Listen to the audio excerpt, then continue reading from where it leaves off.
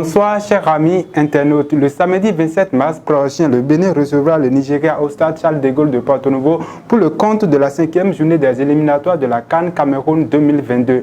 Après plusieurs reports, le sélectionneur des écureuils a enfin donné sa liste dans l'après-midi de ce lundi 22 mars 2021. Nous aurons 3 gardiens avec Saturnin Alakbe, Fabien Farnol et Marcel Danginou. 8 défenseurs avec Khaled Adeno, Moïse Adileou, Youssouf Assogba, Sedou Barazé, Cédric Untonji, Emmanuel Imorou, David Kiki et Johan Roche. Les milieux avec Jordan Adeoti, Matteo Alinvi, Jérôme Bonou, Cécile Almeida, Rodrigue Kossi et Anan Tidjani. Les attaquants avec Jacques Besson, avec Jodel Dossou, avec Marcelin Koukpo, avec Steve Mounier, Michael Poté et Sebio Soukou. À cette liste de 23, j'ajouterai un invité de marque. Il s'agit de Stéphane Cessignon, qui j'ai demandé de venir nous rejoindre. Parce que je pense qu'au vu des échéances qui nous attendent, sa présence dans le groupe nous sera très utile par rapport à son leadership. Maintenant, Stéphane aussi va participer aux séances d'entraînement. Et je pense que lui et moi, on fera aussi un point par rapport à ses sensations et à mes sensations par rapport à avoir du temps de jeu ou pas. En Bulgarie, il faut savoir qu'il y a 14 jours de confinement au retour du joueur.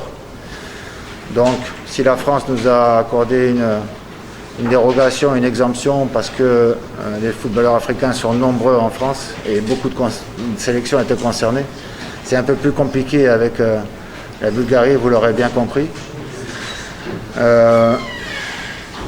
David Kiki a réussi à obtenir la compréhension de son club pour qu'il puisse nous rejoindre. Olivier, jusqu'à présent, s'est toujours heurté à un refus catégorique. L'autre joueur qui a été bloqué aussi d'entrée, c'est le club nous a répondu immédiatement après la pré-convocation. C'est Rudy Gested, puisqu'en Australie, il y a également des mesures drastiques avec un confinement de 14 jours à l'hôtel. Donc, c'est des conditions qui ne permettent pas ni au club de nous mettre à disposition le joueur. Et je voudrais ajouter aussi que, concernant Jordan Adeoti, nous rejoindra mercredi. Entre le niveau du championnat béninois et le niveau international, il y a un gap. Il y a un grand écart. Donc après, il s'agit de savoir si les joueurs béninois seraient tout de suite performants avec l'équipe nationale. Maintenant, je suis avec beaucoup d'attention. Il y a quelques joueurs qui vraiment retiennent mon attention. Quand ils sont locaux et qu'ils ont une sélection, ben, ils deviennent vite expatriés. Donc c'est toujours en permanence un renouvellement, quoi. Mais ce n'est pas... C'est une décision par rapport aussi aux enjeux et à l'expérience peut-être qu'on doit mettre en jeu sur ces 2 matchs qui sont à pression et qui sont très importants. C'est toujours délicat de démarrer avec des joueurs qui n'ont aucune sélection. Toutes catégories confondues, ces 2 nations ont croisé les crampons 5 fois depuis 2008 avec 4 victoires pour le Nigeria et 1 seule pour le Bénin. Le Bénin n'a donc pas la faveur des pronostics mais est capable d'exploits comme celui réalisé face à l'Algérie le 16 octobre 2018. Mais comment le Bénin doit-il aborder ce match au-delà de l'avis du coach? Nous avons également recueilli l'avis de quelques personnes qui nous donnent leur analyse et avis.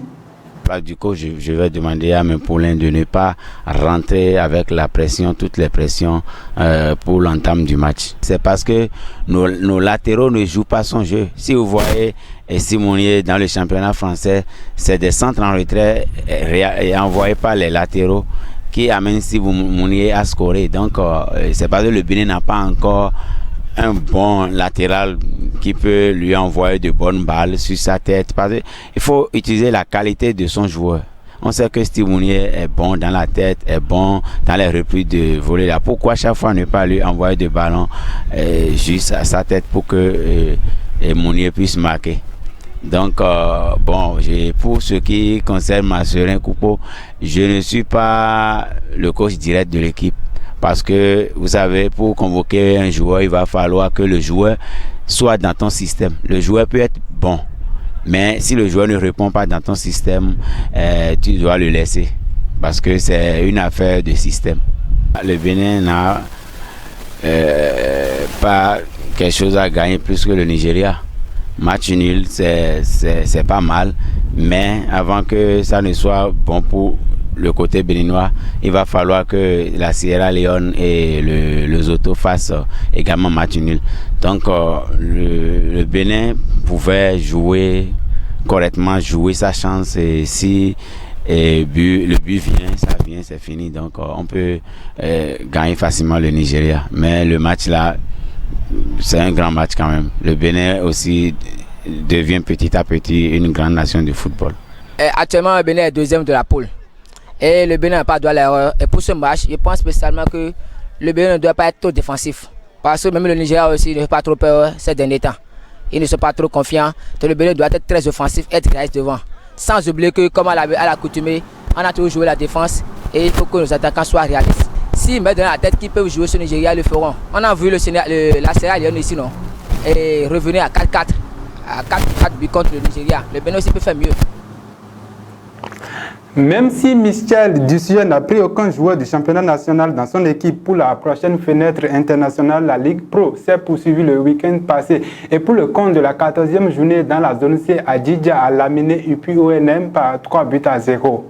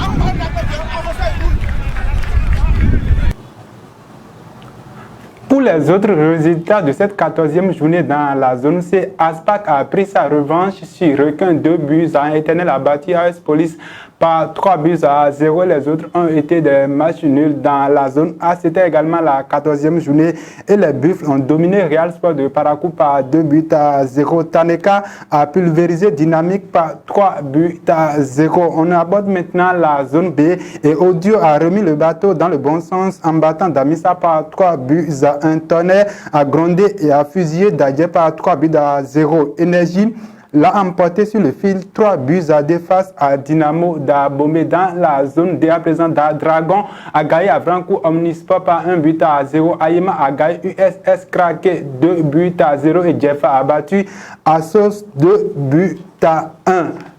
Vous l'aurez constaté, la part belle est accordée aujourd'hui à l'équipe nationale et les matchs de la prochaine journée, justement à cause du match des écureuils qui doit se jouer le samedi, vont être joués le mercredi et jeudi prochain. Maintenant, une question pour vous. Avez-vous jamais vu un gardien de but marquer un but dans un match? Si vous ne l'avez pas encore vu dans votre vie, allez voir le match de Valladolid contre Séville le week-end dernier. C'était dans la Liga espagnole. Le gardien de Séville, qui est d'origine marocaine, a marqué un but et a permis à son équipe d'avoir le match nul, un but partout. Un fait rare et inhabituel. Nous avons décidé de le signaler et de vous le dire. Terminus, tout le monde descend donc pour aujourd'hui. Bonne chance aux écureuils, aux 11 nationales et à la semaine prochaine pour le décryptage de ce match Bénin-Nigeria le samedi prochain au stade Charles de Gaulle de Porto Novo.